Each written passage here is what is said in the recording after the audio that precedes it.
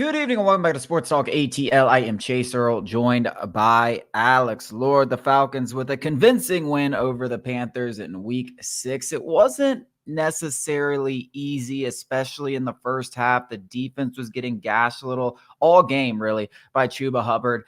Andy Dalton had a really good drive to end the half where he looked like vintage, the best version of Andy Dalton. You're like, what the hell is this Falcons defense doing? But then they showed up in the second half. They still gave up some yards, particularly on the ground, but they had a couple of key interceptions, particularly the one by A.J. Terrell, who was getting cooked a lot by Deontay Johnson in that game, that $90 million. I mean, there were a lot of people talking, including myself, like, hey, man, who the hell is A.J. Terrell? But then he comes up with basically the game-sealing interception there. I believe it was in the fourth quarter. It may have been late in the third quarter, but the Falcons win convincingly. 18 points, set a new career or new season high in points scored. The offense, it won. We talk about this team winning in multiple ways, right? Yet last week it was Kirk Cousins in the arm throwing for 500 yards and all this. This week it was the rushing attacks. Like, the Panthers have the worst rush defense in all of football. It's frankly quite embarrassing, and the Falcons took advantage, giving the ball 33 times to Bijan Robinson and Tyler Algier. They both ran the ball fantastically. They had 200 yards, 3 touchdowns, completely dominated the game on the ground. And that's what excites you. I think that's really what excites me about this team, the way they continually win. The other thing I want to mention, the defense, while really bad in the first half, they've seemed to be able early in this season to make adjustments going into the second half. It seems like every game they play a lot better in the second half. And while they may not be the most talented team, there's definitely problems on the pass rush. There's definitely problems on the defensive line against the run. They seem to be able to correct mistakes going into the second half in these games, and I think that's something I've noticed early this season. I don't think it seems. I mean, they have undoubtedly been better in the second half than the first half. It seems like every offense has their best performance in the first half. The Eagles offense scored most of their points in the first half. The Bucks offense scored most of their points in the first half, and so did the Panthers. So all of their wins right there are, their opposing offenses are obviously better in the first half, which is, I think for a lot of offenses, I don't know if that's the trend, but generally speaking, you script that first drive and sometimes even, past the first drive. So that's when the offenses are usually better. So I don't know if that's actually, an abnormal trend of defenses, but for at least the Falcons, they seemingly do get better as the game goes along. I took the same thing away as I took last week as this week that you mentioned, that we're winning in different ways every single week. And sooner or later, the Falcons are going to put it all together, all three phases, run defense, run offense, and it's going to look perfect. Now, granted, week in and week out, that's not going to happen. One certain facet of the team will fail because different teams, different matchups dictate different things. Where, like you mentioned, the Panthers' rush defense is absolutely horrible. The game called for a heavy dosage of Bijan Robinson and Tyler Algier. And thank God Zach Robinson, didn't try and force the issue with Kirk Cousins and his arm. I did see somebody say Zach Robinson asked Kirk Cousins what's he want to do in the second half. And Kirk was like, I like to run the ball. And I mean, how are you going to look at the first half and do anything other than run the ball? So that's encouraging. You mentioned last week, Kirk Cousins did it with his arm. The Falcons defense is a very advantageous group. When they're opportunistic. You mentioned that in an article on the game. Go check it out, sportstalkatl.com. All in all, what I came away winning in multiple ways. And when was the last time the Falcons beat the hell out of a team they were supposed to beat the hell out of? It feels like it's been a while where the Panthers suck. The NFL, any given Sunday is a saying for a rule, especially in division. You can't just, go into this game waltzing, sleepwalking, because they'll upset you. Andy Dalton is a veteran. They still got some guys. Deontay Johnson is a guy. But all in all, we were supposed to beat the hell out of the Panthers. We're a way better team, top to bottom, coaching and everything. And we did. It just feels like we haven't done that in years.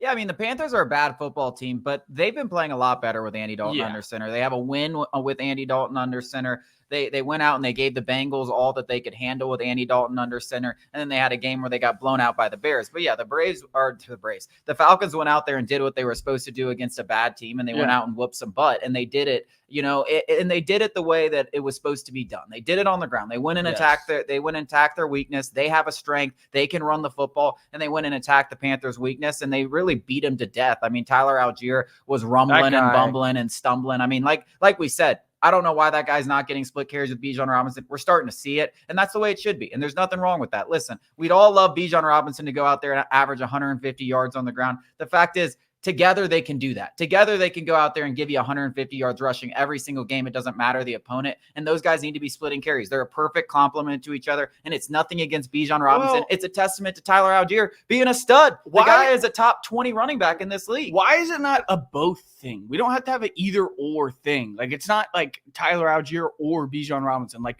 the reason why that 2016 offense was so good is because they had Tevin Coleman and Devonta Freeman in and out, in and out. Somebody was always fresh. And when you're a defense gassed, just getting the ball run down your throat, and then you see Bijan Robinson, who is impossible to miss, can make you miss or impossible to tackle, can make you miss in a phone booth, or Tyler Algier coming who's going to run through your face. It's demoralizing. I mean, the game plan from the get-go should be something along the lines of pound, Tyler Algier, and fast with Bijan Robinson, or vice versa. Whatever it is, whatever combination you prefer. It should have been that from the get-go, and it should continue going forward. Yeah, I mean, you just imagine just being on the defensive side of the ball and being like, oh, Bijan Robinson's leaving the game. Thank God. Oh, my God. Now this absolute Mack truck is coming to kill you. I mean, you're right. It's absolutely demoralizing. Speaking of 2016, this is the first time the Falcons are 4-2 since 2016. And honestly, it's hard not to see a lot of the similarities. And I know we're getting a little ahead of ourselves here, but it's hard not to see the similarities because that defense wasn't fantastic, especially early in the season.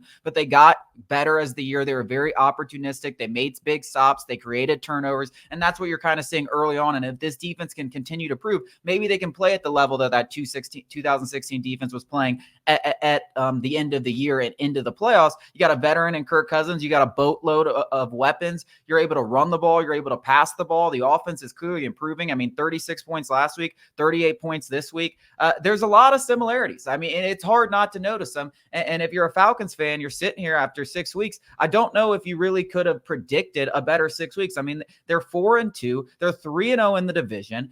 Their 2 losses came against teams, the Chiefs, who haven't lost a game on really, they could have won that game very easily. And the Steelers, a tough week 1 game where they're 4-2 as well. So, I mean, they were very good competitive losses to very good teams at the top of this league, and you've beaten a couple of good teams as well as the divisional opponents. I think you got to be thrilled with the way you are, especially the way they take care of business against a bad Panthers team like you expected. Now you got the Seahawks on deck, and I think you feel confident going into that game. Yeah, I mean, you'd be happy without any context around a 4-2 start.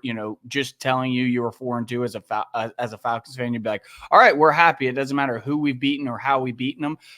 We have beaten teams in different ways each week, which should be encouraging. We haven't played anywhere close to our best ball in any facet of the game. I think, like offensive and defensively, and even special teams, there's been lapses every single game in one area or another.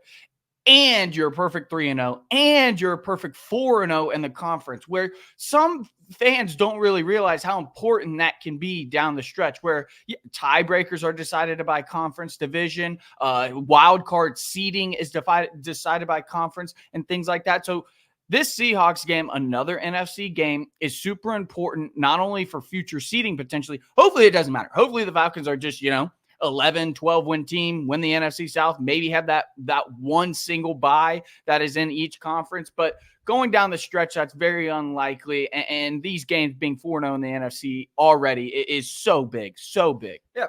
A chance to go 5-0 against a team that you could compete for a playoff spot against the Seahawks. And these next 2 weeks, you look at it, the gauntlet doesn't really stop. I mean, you got a little bit of a break with the Panthers, but then you got a Seahawks team that's competing for a wild card spot, or maybe even their division, depending on how the 49ers and Cardinals look the rest of the season. And then you got the Bucs again on the road, right there. So you have an opportunity. The Bucs play the Baltimore Ravens this week. They could easily lose that game. You take care of business against the Seahawks. All of a sudden, you got a head-to-head matchup on the road against Tampa Bay to take we talk about commanding. That's a commanding lead of this entire division. Yeah. So these next 2 weeks, keep an eye on what the Bucs do against the Ravens. Hopefully the Falcons take care of business at home against the Seahawks. And then you got a chance to really put some huge separation, not even halfway through the season, with a game against the Bucs looming in 2 weeks. So it's a situation we haven't been in, but we can we can watch teams around the league and be like, oh, you lost. The driver's seat is it's unfamiliar. Yeah, it's fun. I mean, it seems like the NFL, like the entire product is more enjoyable when your team doesn't suck. Yeah. You know, it's like, oh, I think life is like that.